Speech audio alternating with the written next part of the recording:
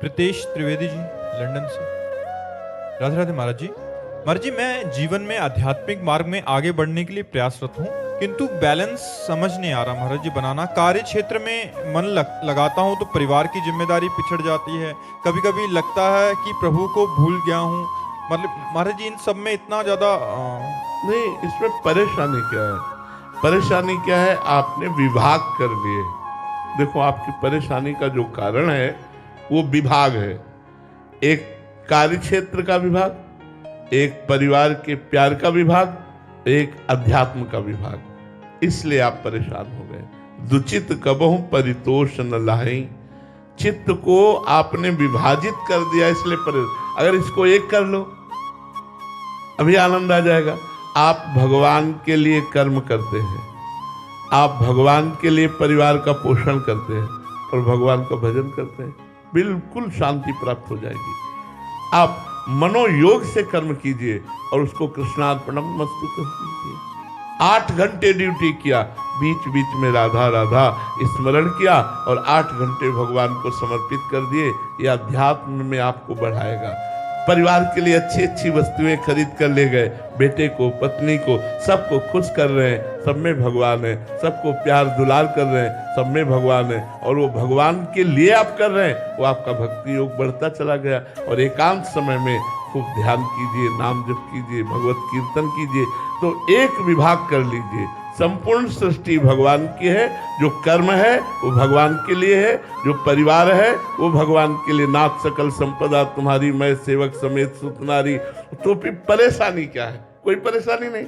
अब बताइए क्या परेशानी? गुरुजी, जैसा आपने बताया हुआ है, वो 8 घंटे कार्य करने के बाद वो समर्पित करता हूँ भगवान को। वो उस समय लगता है जैसे भगवान को तो भूल ही गया, कार्य ही समर्पण कर रहा हूँ, लेकिन भगवान की तो याद नहीं। अच्छा, हम आपको बंबई भेजते हैं और अपने लिए कहते हैं कि अमुक चीज लाओ, बंबई में मिलती है, तो आपके दिमाग में वो चीज रहेगी और बंबई की यात्रा रहेगी?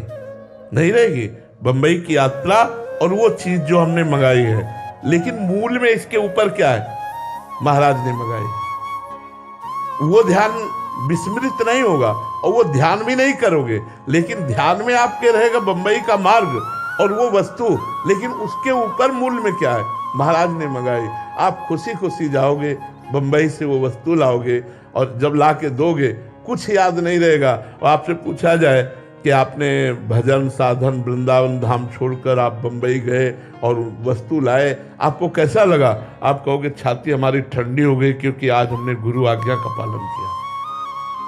बस इस बात में रहो कि संत आज्ञा, शास्त्र आज्ञा, भगवद आज्ञा का मैं पालन कर रहा हूँ, क्योंकि 8 घंटे कर्म करके परिवार का पोषण कर रहा हूँ। परिवार भगवत स्वरूप है और बीच बीच में भगवान का स्मरण कर रहा हूँ। तो स्मरण ना होते हुए भी स्मरण है, क्योंकि मैं भगवद अर्थ कर्म कर रहा हूँ, भगवान की आज्ञा का पालन कर रहा हूँ। इसलिए ऐसे विचारवान बनो जिससे अशांति ना आने पावे और हृदय शांत होकर अध्यात्मवान बने।